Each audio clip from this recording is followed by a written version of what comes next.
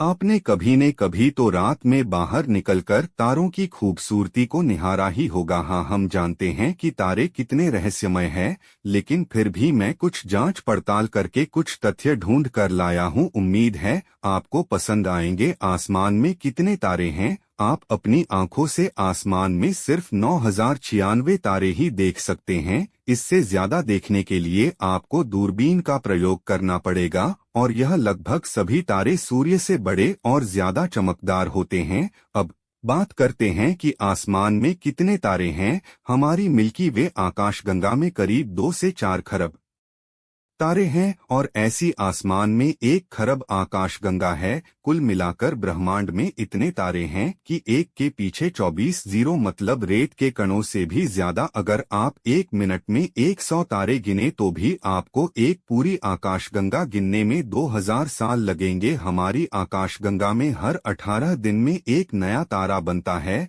सभी तारे अपने जीवन की शुरुआत एक धूल के बादल के रूप में करते हैं, जिसे नोब्यूली कहा जाता है।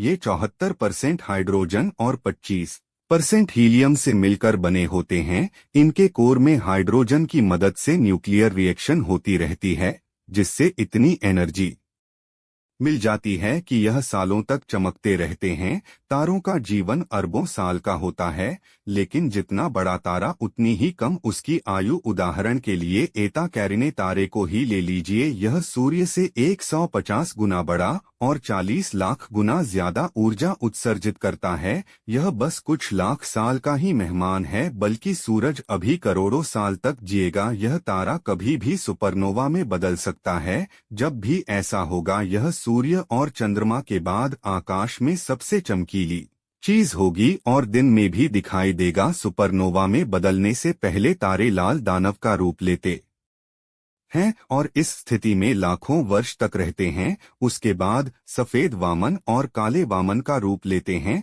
फिर सुपरनोवा में बदलकर फटने के कारण खत्म हो जाते हैं। तो गुरुत्वाकर्षण बल के कारण एक नया तारा न्यूट्रॉन पैदा होता है। बस इतना जान लीजिए कि इसकी एक चम्मच सामग्री का वजन धरती के सभी इंसानों के वजन के बराबर है। तारों का रंग और तापमान द्रव्यमान पर निर्भर करता है। ये लाल, सफेद और नीले रंग के हो सकते हैं। हमारे सबसे नजदीक का तारा है सूर्य, लेकिन यह भी 14.96 करोड़ किलोमीटर दूर है। सूर्य के बाद जो सबसे नजदीक का तारा है वह है प्रोक्सिमा सेंटोरी, जो धरती से 4.22 प्रकाश वर्ष यानी 3 नील 99 खरब 24 अरब 28 करोड़ 25 लाख किलोमीटर दूरी पर है। लाइट को भी यहां तक पहुंचने में 4.2 साल लग जाएंगे, और अभी हमारे पास जो सबसे फास्ट टेक्नोलॉजी है उसे यहां तक पहुंचने में 75,000 साल लग जाएंगे। असल में वैज्ञानिक अभी तक सबसे दूर के तारे को नहीं ढूंढ पाए हैं,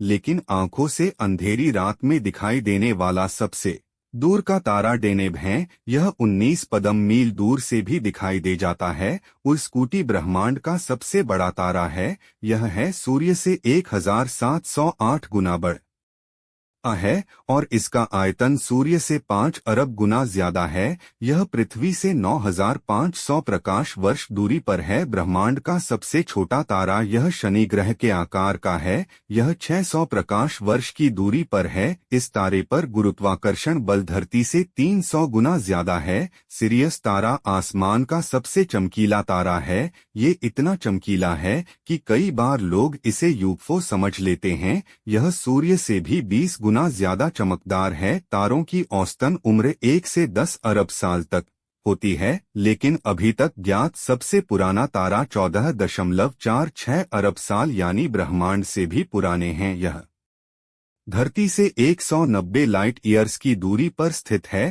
तारे क्यों चमकते या टिमटिमाते हैं? तारे कभी टिमटिमाते नहीं हैं, बस हमें ऐसा लगता है। जब तारे क्षितिज के पास होते हैं तो इन्हें कम और ज्यादा घनत्व वाली परतों से गुजरना पड़ता है, इसलिए इनका प्रकाश कभी कम होता है, कभी ज्यादा, और हमें यह चमकते या टिमटिमाते हुए प्रतीत होते हैं। वास्तव में तारे टूटते नहीं हैं, यह बस हमारा वहम है। जो हमें गिरते हुए दिखाई देते हैं वो असल में उल्का पिंड होते हैं। तो फिर ये कहाँ गिरते हैं? अंतरिक्ष से पृथ्वी के वातावरण में प्रवेश करते ही ये जल उठते हैं और राख बन जाते हैं, और यह ज्यादातर समुद्र में ही गिरते हैं, सिवाय सूरज के। अगर सभी तारे गायब हो जाएं, तो हम इस बात का 4 साल बाद पता चलेगा। हमारी मिल्की वे गैलेक्सी में तारों की ऊर्जा है, वो खत्म हो जाएगी। तारों का वजन बहुत ज्यादा है, तो सारे तारों के गायब होने से मिल्की वे गैलेक्सी का वजन 5% तक कम हो जाएगा।